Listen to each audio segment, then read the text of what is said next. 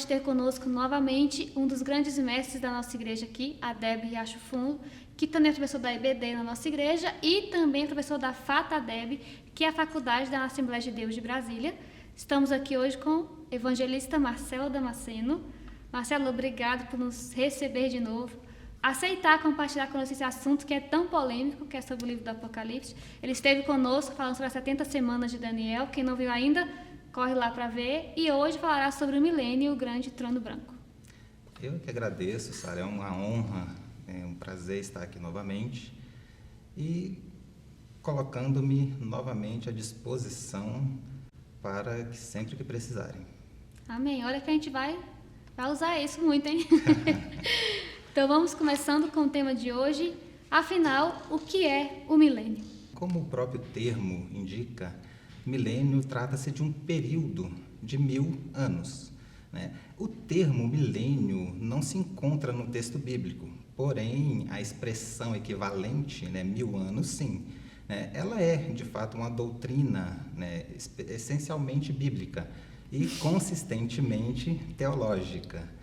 O milênio será um período de 1000 anos durante o qual Cristo há de reinar plenamente sobre o mundo. De acordo com o relato de João, no Apocalipse 20, trata-se de um reino literal, embora exista aí algumas correntes que não concordem muito com essa ideia, mas um reino literal cujo principal objetivo será a exaltação de Jesus Cristo, não somente como Messias de Israel, mas como desejado de todas as nações. Trata-se de uma época aguardada com muita ansiedade por Israel e pela Igreja. Se alguém pensa que os judeus estão equivocados quanto à implantação de um reino messiânico aqui na Terra, é bom atentarem-se para o fato de que o próprio Jesus não tirou deles essa esperança. Em Atos 1, ao ser perguntado sobre o tempo da restauração de Israel, ele apenas respondeu: não vos pertence saber os tempos ou as estações que o Pai estabeleceu pelo seu próprio poder. Então, os israelitas têm essa esperança e isso vai se concretizar. Portanto, o milênio será um período de 1000 anos, onde o próprio Jesus governará o mundo, dando cumprimento às profecias bíblicas. Marcelo, como eu falei no início, o tema do Apocalipse geralmente causa muitas controvérsias. Em relação ao milênio, esse é um tema unânime ou também existem outras interpretações acerca dele? Olha, Sara, na teologia, poucos temas são unanimidade. E o milênio não vai ser a exceção. Nós podemos destacar aí ao menos 3 linhas teológicas que abordam a temática, o milênio, de formas diferentes. Nós temos a escola amilenista, a escola pós-milenista e a escola pré-milenista. A escola milenista, ela tem como ponto principal a negação que esse reino será literal aqui na Terra. Para eles, Satanás já foi aprisionado com a morte de Jesus. Neste sentido, eles ensinam que a presente era, entre a primeira e a segunda vinda de Cristo, as profecias acerca do milênio já estão espiritualmente sendo cumpridas. Na visão amilenista, considera os 1000 anos mencionados no Apocalipse 20 como um número simbólico, não necessariamente sendo 1000 anos, como defende outras linhas, e não como uma descrição literal. Os amilenistas afirmam que o milênio já começou e corresponde à atual era da Igreja. Portanto, o reino de Cristo é de natureza espiritual, não literal aqui na Terra, como há de acontecer. E ainda para os amilenistas, no final da era da Igreja, Cristo retornará para fazer o julgamento final, estabelecendo então a eternidade, como João coloca lá o novo céu e a nova terra. Então, o ponto principal dessa visão amilenista é a negação de um reino literal e colocando como simbólico esse período de 1000 anos. Já para a escola pós-milenista, o retorno de Cristo será literal, porém acontecerá só após o milênio, aqui na Terra. Seus adeptos ensinam que o mundo todo será alcançado e se converterá pela pregação do Evangelho. antes da segunda vinda de Cristo na Terra. Ou seja, Jesus só virá novamente, né, quando toda a humanidade tiver pleno conhecimento do Evangelho, né? Esse sistema de interpretação é muito semelhante ao amilenismo, né, pois ambos acreditam que haverá um período de 1000 anos, porém não literal. Cristo não reinará na Terra literalmente. E em ambos os sistemas, acredita-se que Satanás já está preso, né? Aquele anjo que o Apocalipse, que João descreve no Apocalipse, que vem e prende Satanás por 1000 anos, isto já aconteceu com a morte de Cristo no Calvário. Então, ou seja, este anjo descrito é o próprio Senhor Jesus. Neste caso, ele foi preso e o resultado disso estaria ocorrendo progressivamente ao longo da história. Então, para essa interpretação de 1000 anos, seria de forma, como já disse, simbólica e corresponderia ao período entre a morte de Cristo, ou seja, a primeira vinda dele na Terra, e a segunda vinda dele, porém, quando todo o mundo tiver pleno conhecimento do reino de Deus. Fazer aqui só um destaque que para essas duas correntes não haverá o arrebatamento. Nós acreditamos que a vinda de Cristo, a segunda vinda de Cristo, acontecerá em duas fases: o arrebatamento da igreja e a vinda dele em glória aqui na terra, sendo a segunda fase. Então, para estas duas correntes, só existe, no caso, a segunda fase, onde Cristo vem literalmente, pisa no monte e dá o escape para o seu povo. Para a escola pré-milenista, a segunda vinda de Cristo será literal e acontecerá ao final do período da grande tribulação. O final da grande tribulação, como nós sabemos, ele encerra a 70ª semana de Daniel, ou seja, antes do período do início do milênio aqui na Terra. Os que professam essa posição acreditam que após o retorno de Cristo será instituído então o reino ou a era milenar e Cristo literalmente reinará por 1000 anos. Então a ênfase, a tônica da escola pré-milenista é o reino literal por 1000 anos aqui na Terra. Em um artigo na CPAD News, o professor Dr. Douglas Batista, ele escreveu algo bem interessante. Acerca dessas posições, convém esclarecer que a posição não literal coloca em descrédito as inúmeras profecias que anunciam uma segunda vinda de Cristo. A posição pré-milenista está presente nos escritos apostólicos do Novo Testamento.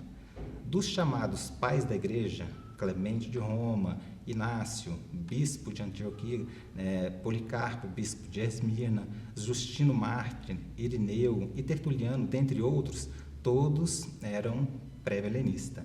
E a nossa declaração de fé ratifica esse pensamento. O milênio é o reino de Cristo com duração de 1000 anos, que terá início por ocasião da vinda de Cristo em glória, com os seus santos. Todos os que estiverem vivos na terra após estes acontecimentos serão submetidos ao governo de Cristo. Neste período, Satanás estará aprisionado no abismo. Isso significa que a sua ação destruidora na terra será neutralizada e assim será iniciada uma nova ordem.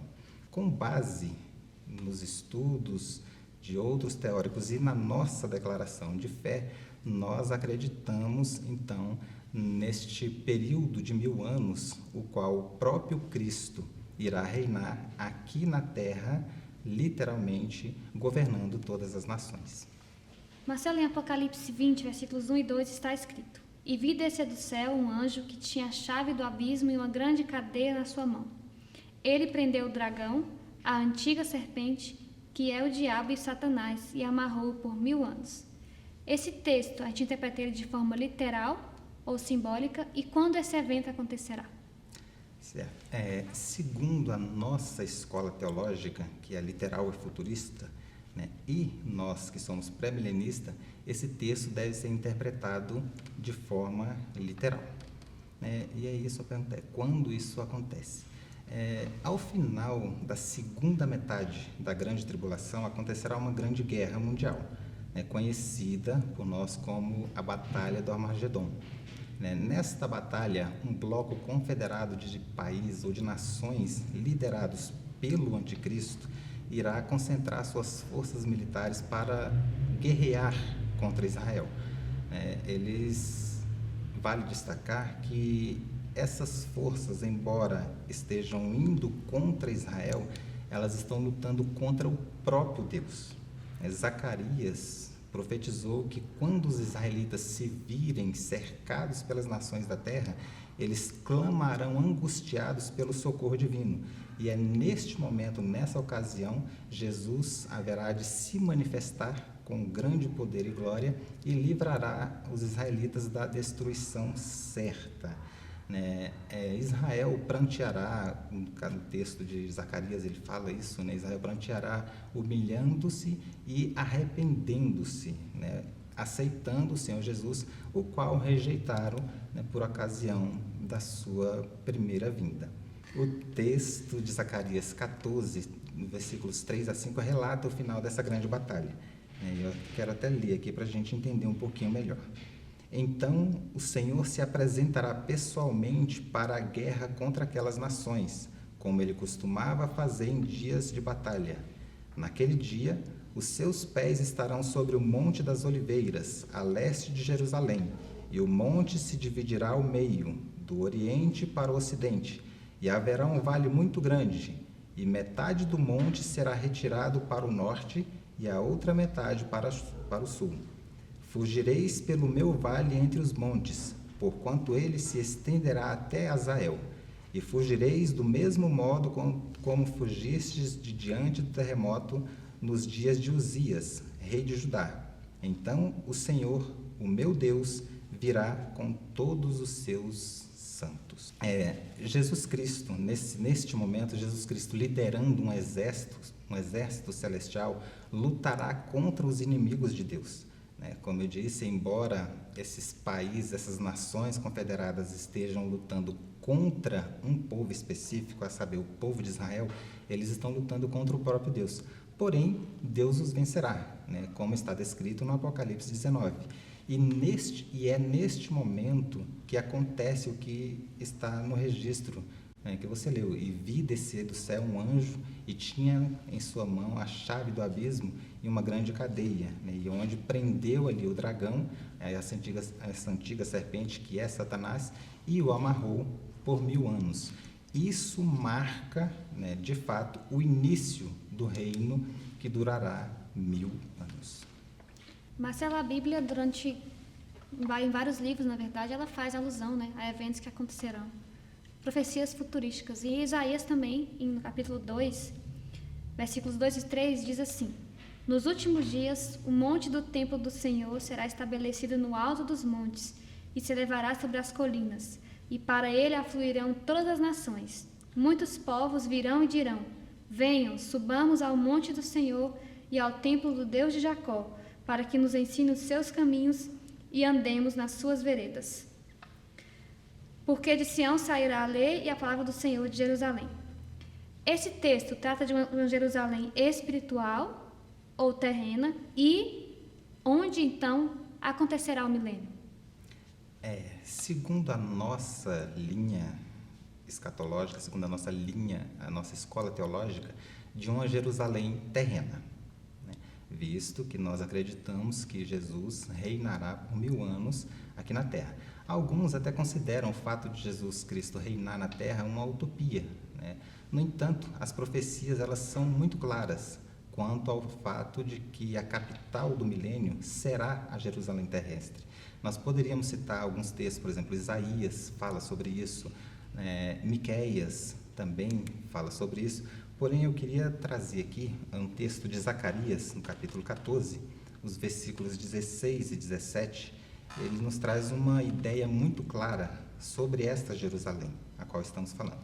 Diz assim o texto, olha só: Depois que todos esses eventos passarem, os da grande tribulação, os sobreviventes das nações que vieram lutar contra Jerusalém subirão uma vez por ano até a cidade, a fim de adorar e cultuar o Senhor Todo-Poderoso como Rei e para celebrar a festa dos tabernáculos.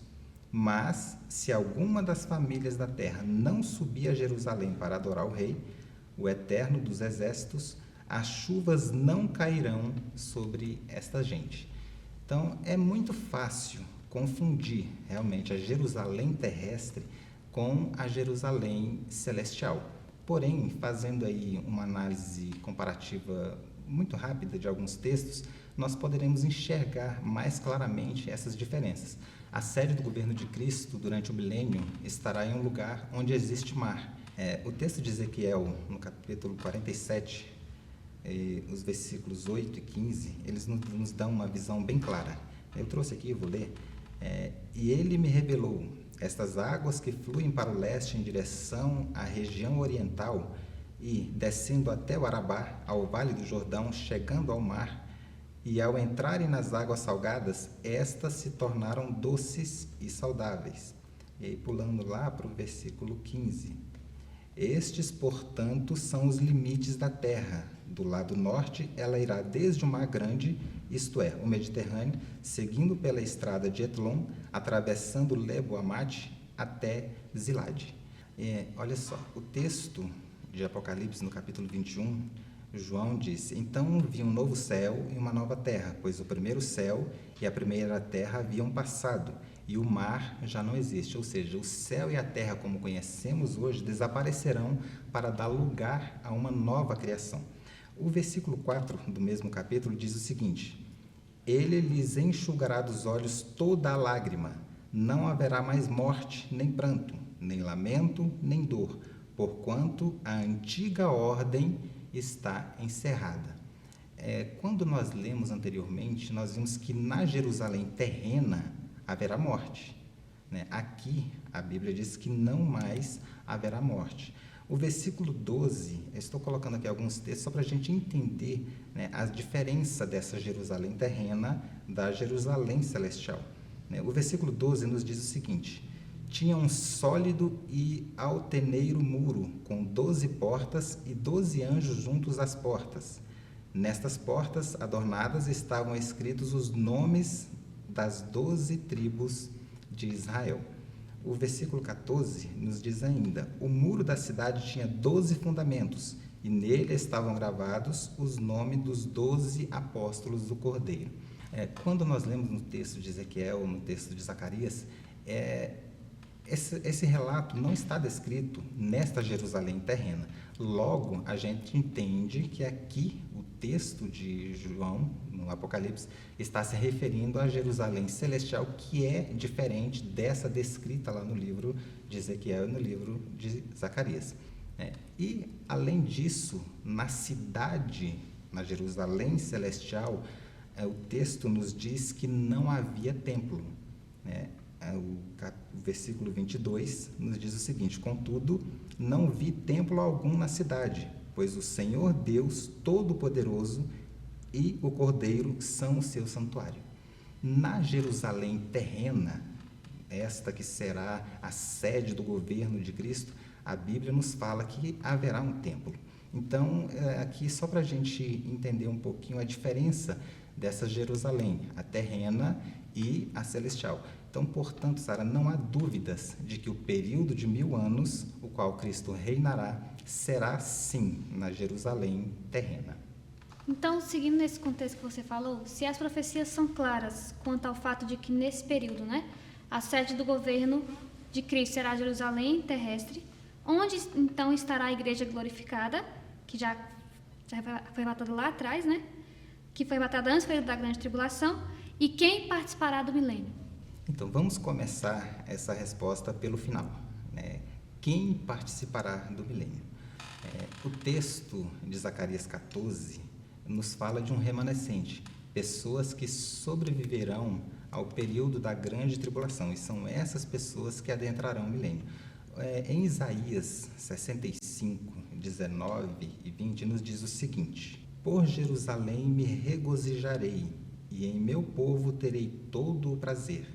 Na cidade de Jerusalém não se tornará a ouvir choro nem lamentação. Nunca mais haverá nela uma criança que viva poucos dias, nem um idoso que não complete todos os seus anos de idade. Quem morrer aos 100 anos ainda será jovem, e quem pecar, somente a partir dos 100 anos será julgado, se não houver arrependimento. Os textos lidos falam de crianças, velhos e pessoas que podem morrer. A Bíblia nos diz que, por ocasião do arrebatamento, os que estiverem mortos ressuscitarão primeiro, e os que estiverem vivos serão transformados, receberão corpos glorificados. Paulo diz que convém que o que é corruptível se revista de incorruptibilidade, e o que é mortal se revista da imortalidade. Corpo glorificado não envelhece, muito menos morre. O texto que nós lemos diz de idosos que não haverá idosos que não complete os seus dias. Temos aqui, então, fortes indícios de que pessoas naturais participarão do período do milênio. Além disso, o texto de Isaías fala de crianças que nascerão neste período. Portanto, não há dúvidas de que pessoas naturais participarão deste período aí de 1000 anos. Bom, aí vem a segunda parte, ou a primeira parte da pergunta, E a igreja glorificada? O texto de Apocalipse, capítulo 20, e o versículo 6, nos diz o seguinte: Bem-aventurados e santos os que tomaram parte na primeira ressurreição. A segunda morte não tem poder algum sobre eles. Serão sacerdotes de Deus e de Cristo, e reinarão com ele pelo período de 1000 anos. Paulo, quando escreve a segunda carta a Timóteo, no capítulo 2, ele diz o seguinte, que se perseverarmos, também com ele reinaremos. Eu me lembro aqui que na carta enviada às igrejas da Ásia, a carta de Tiatira, o próprio Jesus disse que ao vencedor seria dado poder e autoridade sobre as nações. Esses textos e outros indicam que a igreja arrebatada antes da grande tribulação também terá participação nesse período. O texto diz que reinaremos com ele, porém não há clareza quanto à função específica que cada pessoa pertencente a essa igreja irá executar. O certo é que nós podemos dizer que no milênio haverá 2 grupos distintos aqui na Terra. Como nós dissemos, nós acreditamos que este período será literal aqui na Terra. Então haverá 2 grupos distintos aqui na Terra: os povos naturais que adentraram ao milênio sobrevivendo ao período da grande tribulação, e a igreja glorificada juntamente com os mártires advindos da grande tribulação, que também terão corpos glorificados. A nossa declaração de fé, ela ratifica esse pensamento. Aqui na página 189, no tópico 7, os súditos do reino de Cristo, nos diz o seguinte: os habitantes da terra no período do milênio são os cidadãos das nações que sobreviveram à grande tribulação. O livro do Apocalipse mostra-nos que 2 grupos reinarão com Cristo durante o milênio: nós, os crentes provenientes da era da igreja, e os mártires da grande tribulação. Como você mesmo falou, pessoas naturais vão participar do período do milênio, Haverá alguma condicionante para que elas participem, para que elas entrem nesse período? Sim. Veja bem, o milênio terá início logo após o período da grande tribulação, quando nosso Senhor Jesus Cristo, na companhia de todos os santos, houver aniquilado o dragão, o falso profeta e a besta, como está descrito em Apocalipse, no capítulo 19. Após esses eventos, o texto bíblico diz que será instaurado um tribunal, conhecido por nós como o Tribunal das Nações. Neste serão julgadas as nações que sobreviveram à grande tribulação. Eu trouxe aqui um texto de Mateus, no capítulo 25, os versículos 31 e 32, eles são bem claros quanto a esse juízo. Quando o Filho do Homem vier em sua glória com todos os anjos, então se assentará em seu trono na glória dos céus. Todas as nações serão reunidas diante dele, e ele irá separar uma das outras, como o pastor separa as ovelhas dos bodes. O escritor faz aqui uma analogia, comparando as nações com ovelhas e bodes. E o texto, lá no versículo 33, diz que o próprio Jesus porá as ovelhas à sua direita e os bodes à esquerda. Diz assim: e posicionará as ovelhas à sua direita e os bodes à sua esquerda. Neste julgamento, Jesus separará aqueles que participarão do reino dele no período do milênio.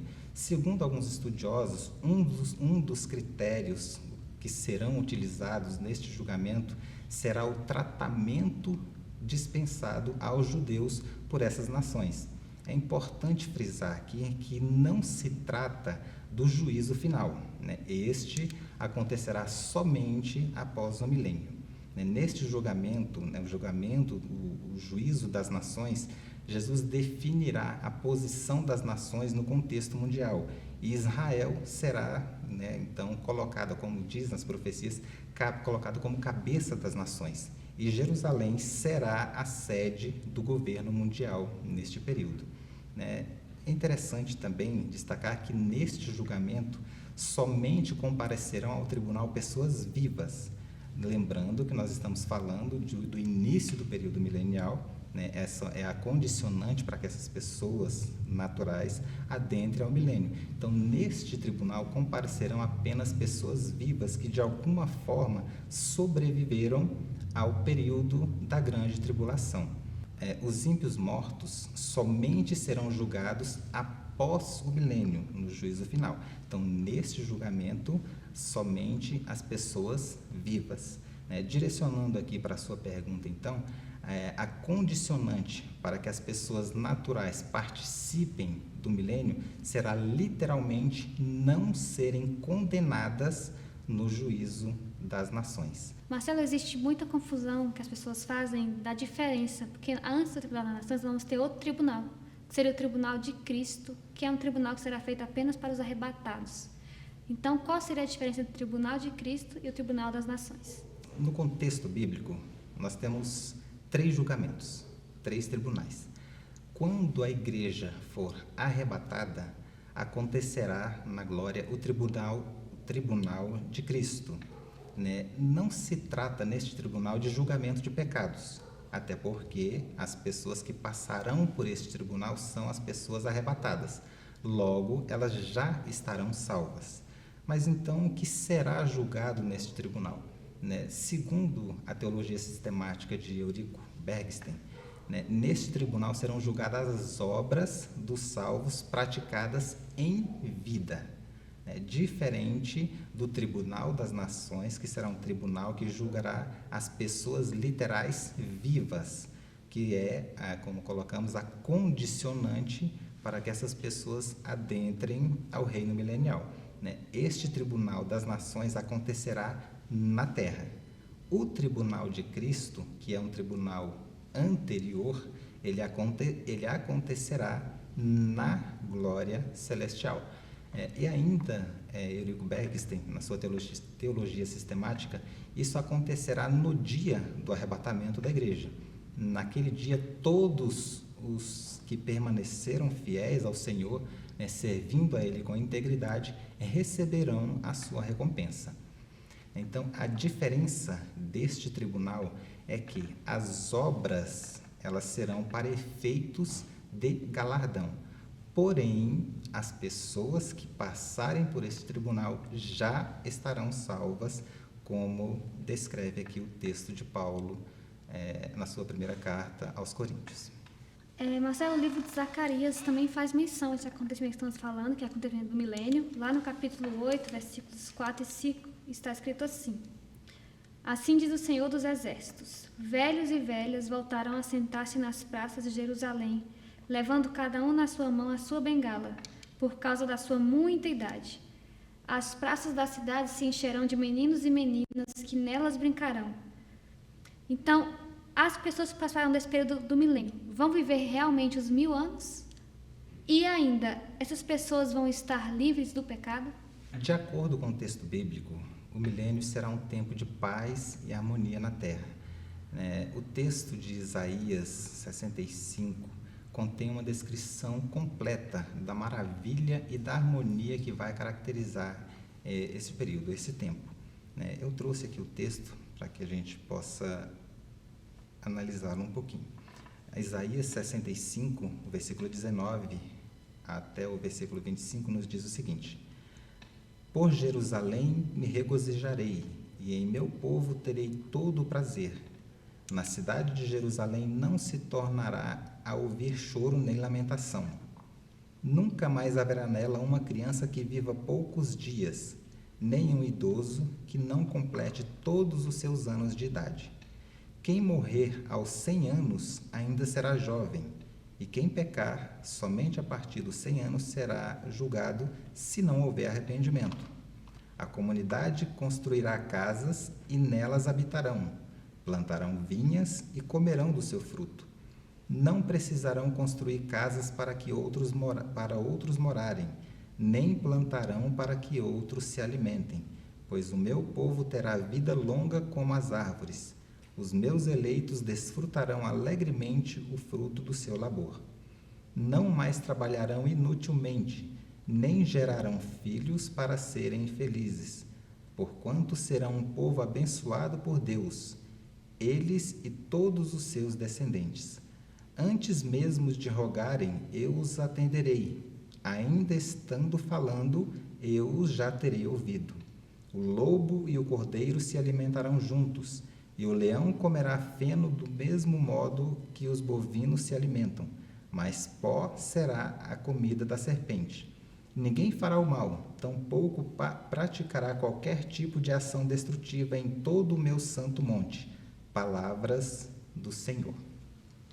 É comum, ouvirmos, inclusive em pregações, eu já ouvi isso, que as pessoas viverão 1000 anos neste período. No entanto, o texto é bem claro quando fala de longevidade. O versículo 20 diz que não haverá velho que não cumpra os seus dias, porque morrer aos 100 anos será morrer ainda jovem. No entanto, não há indícios no texto para afirmarmos que as pessoas viverão 1000 anos, pois não se sabe quanto tempo seria o que o texto chama de completar os seus dias. Sabe-se apenas que as pessoas naturais terão vida longa, como afirma o versículo 22.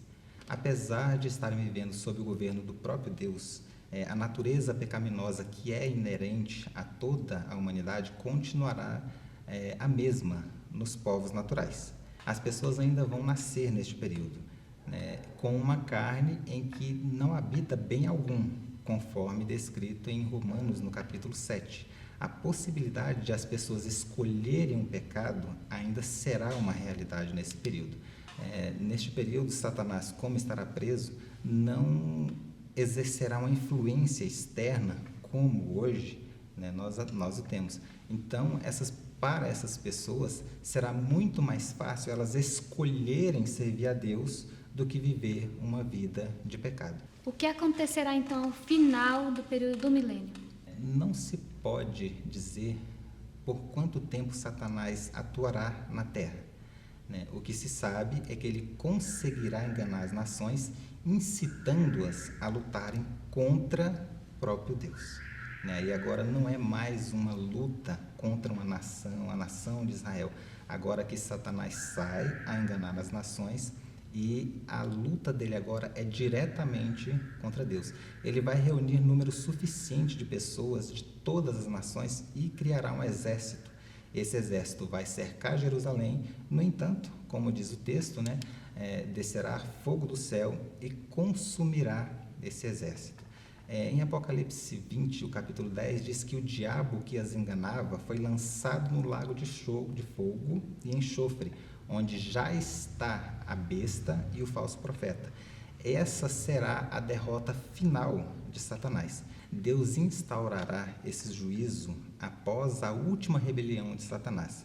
Quando falamos desse juízo, né, o juízo final ou o grande trono branco, né, ficarão de fora desse juízo todos os que ressuscitaram por ocasião do arrebatamento, a igreja arrebatada e os mártires advindos da grande tribulação.